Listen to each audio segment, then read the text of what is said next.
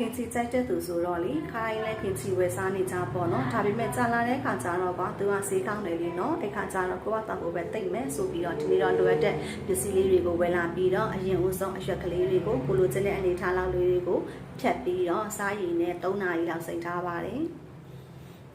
ပြီးရင်တော့စားစိတ်ထားတဲ့ဒီအရွက်ကလေးတွေကိုကွာရေလေးနဲ့တင်ချပြအောင်စစ်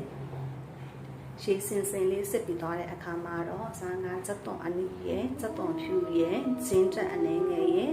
ပန်တီတစိမ့်ရဲ့ပြီးတော့ထမင်းအနေငယ်ရဲ့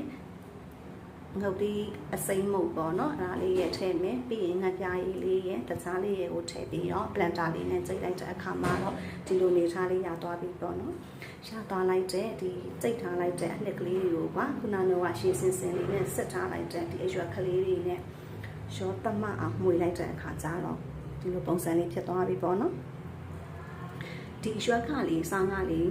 ခိုင်းဆိုရင်တော့ကွာကြော်စားပြတ်တယ်ပေါ့နော်ဒါပေမဲ့ဒီတစ်ခေါက်ကတော့လေကြော်လည်းမစားချင်ဘူးကွာကင်စီပဲလှုပ်ချင်တာဆိုတော့လေဒီနေ့လှုပ်ကြည့်လိုက်တာသူ့ကိုလေအခန်းရဲ့အပူချိန်နဲ့ကြက်ထားမယ်ပေါ့နော်နောက်နေ့မှာတော့ရေခဲသားတွေကိုထည့်ထားပြီးတော့စားပါတော့